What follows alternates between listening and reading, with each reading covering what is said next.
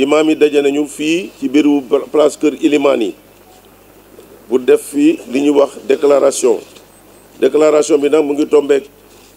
Sénégal war a far juróomeeli président am yàlla suñu borom it dogal ne loolu taxaw na ba ñu ngi ci jëgmal ci le 25 février bi di ñëw incha allah ñun nag imaam yi ci suñu mission bi nga xam ne ci lañuy yeete nit ñi ci jàkk yeeg jumaa yeeg ci réew mi yëpp ñu daje ne nañu leen wax ak réew mi comme ni ñu koy defee saa yu fekkee ne lii dëgmal nañu ko mooy li ñu wax ñaan nit ñi ñu ànd ak seen sago te xam li ñuy dëgmal daf ñuy gane si dëkk ak ñun ëllëg mu dem kon nag ci bés boobu nga xam ne le 25 février la ñuy war a def mbir moomu balaa loolu ñu ngi ñaan képp ku nekk ci réew mi nga jéem jàmm dox jàmm wax jàmm yéene jàmm di def jàmm it ndax li ñu jëm du lu bees ci ñun Sénégal kenn du ko jàngal woote buñ ko mokkul it xam nañ ci lu bari yàgg nañu ko def ba ñu koy taggee ci continent bi yëpp di wax wala àddina bi yëpp di wax ne Sénégal démocratie am na fi ndax bu ñu wootee ba ci ëllëg sa dañuy ñaanante jàmm ñëpp dem liggéeyi ñun nag imaam yi comme niñ ko war a defee ñu ngi ànd ak peuple bi ci seen métit seen naqar wala seeni bànneex ñu ngi fi toujours lépp loo xam ne am na ci réew mi rek ñun nañuy fexe di ci wax jàmm te nit ñi dégg it li ñuy wax mun leen jariñ ndax réew mi ñoo ko bokk te kenn waru ko yàq ñuy ñaan ñi nga xam ne nag loolu moo nekk ngëneel ñu wax nag ci réew mi ne ñiy yore li ngaaraange réew mi nañu fexe bu fi dara yàqu nañu fexe ba bu fi kenn gaañu nañu fexe bu kenn yàqule te loolu nag ci ñun lay jëkkee kenn ku nekk na ko yéene def ci boppam def ko ci dëkkandoom def ko ci quartier am def ko ci réew mi ndax ñëpp am jàmm bu kenn yàq alalu jàmbur jaru ko woote ku jël sa carte boo demee ba ci carte urne ba nga dem woote fal nga sa président yow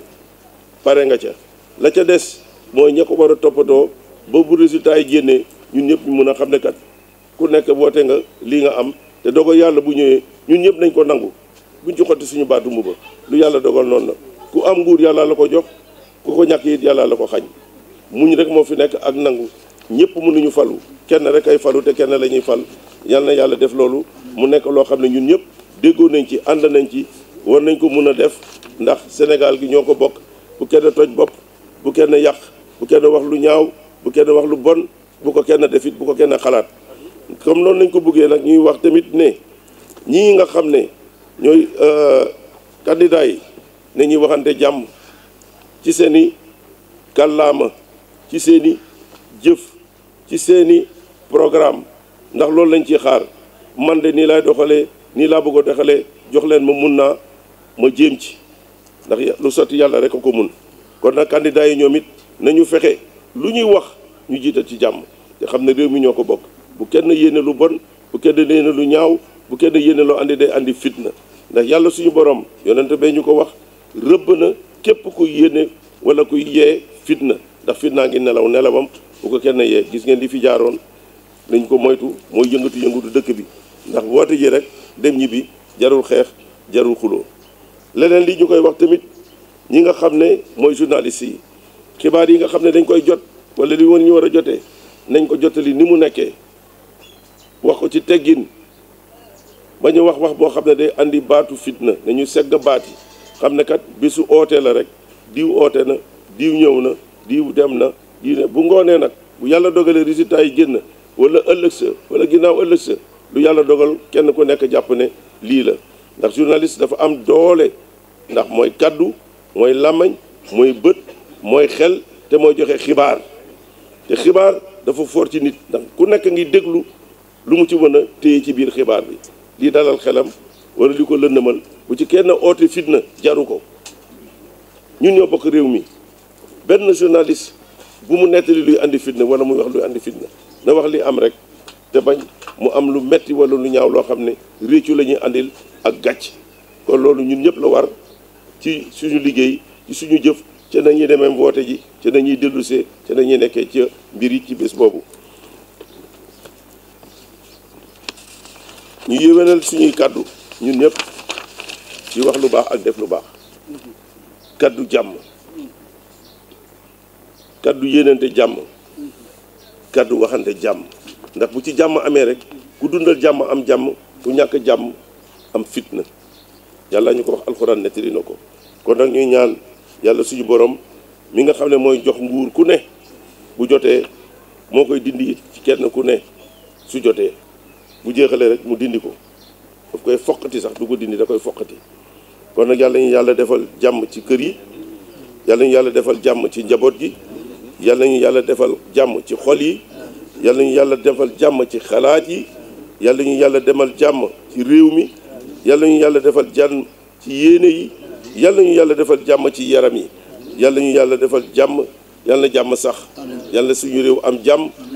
ci bëccëg bi ci ëllëg sa buy soobee yàlla ñun ñëpp ñu dellu ci la ñu nekkoon ci Sénégal des fi incha allah salaamu aleykum wa rahmatullahi taala wa barakatuhu. inna allaha tabaraka wa taala huwa rabbul kawni wa sahibu sultati al-uzma wa huwa al-ahadu al-fard المريد الذي إرادته مهيمنة على جميع خلقه قد حذرنا عن الفتنة بقوله تعالى واتقوا فتنة لا تصيبن الذين ظلموا منكم خاصة واعلموا أن الله شديد العقاب إن بلدنا العزيز السنغال يستقبل أياما وأوقاتا صعبة تتجلى عبر اختلافات في تنظيم الانتخابات الرئاسية المقبلة وعبر تصرفات غير لائقة في إطار دولة حقوقية منظمة. هذه الرياح الخلافية فلا بد من إيقافها أو تخفيف حدتها بمبادرة تهدف سلامة واستقرار البلد. أيها المواطنون الأعزاء، فلنكن واعين بوجوب ضبط تصرفاتنا بصفة معتدلة، ولنعطي الأولوية لخدمة الوطن في تصرفاتنا والأولوية للحوار في علاقاتنا مع احترام الدستور والقوانين واللوائح التي تنظم مؤسساتنا والانتخابات. إننا بشر وهبنا الله العقل والذكاء، وزيادة على ذلك فإننا مؤمنون مسؤولون عن أفعالنا وأعمالنا وحركاتنا، وقادرون على إيجاد حل لكل مشكلة مهما كانت إن كان ذلك هو إرادتنا. ما الذي يمنعنا أن نتكلم فيما بيننا وأن نتبادل الآراء بالصراحة والصدق بكيفية تنظيم الباقي من العمليات الانتخابية، وأن يكون دافعنا الوحيد هو حسن النية في حفظ السلام، وأن يكون الحوار على أساس الثقة المتبادلة كما سيفعله إخوة وأخوات حقيقيون.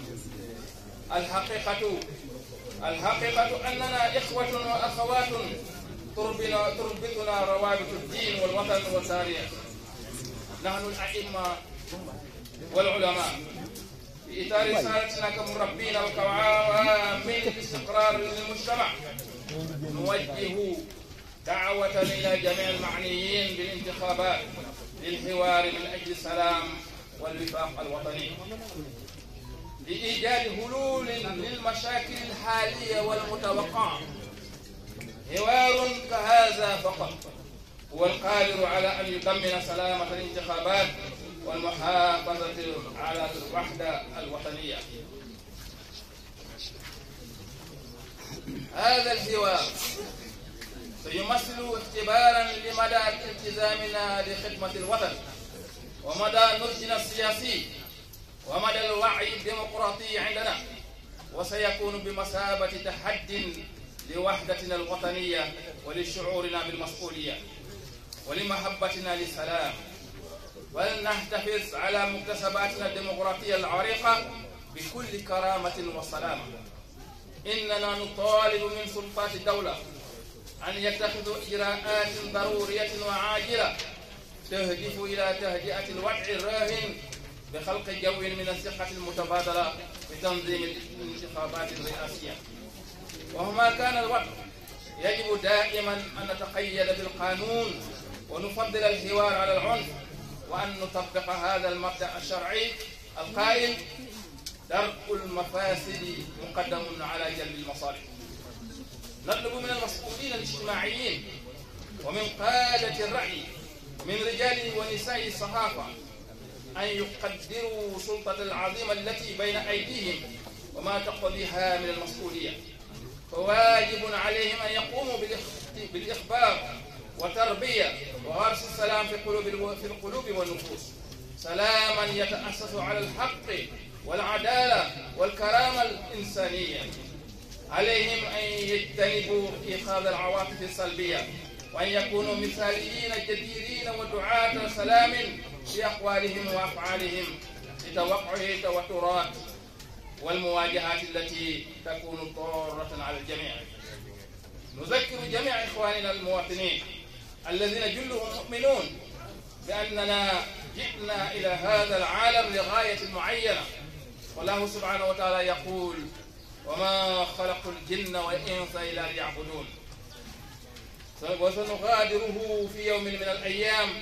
للوقوف أمام الحاكم الأعلى ليحكمنا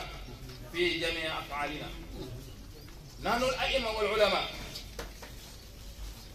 كوننا متضامنين مع الأمة في أفراحها وآمالها، في أحزانها وأقلاقها، نسأل الله الذي هو المهيمن الوحيد على الطريق، رب الزمان والمكان، أن يهدينا ويعيننا في هذه الانتخابات لكي يسود العدل والسلام والأمن في السنغال إلى الأبد. نسأل الله سبحانه وتعالى الذي يسوق مجرى الأحداث في العالم، الله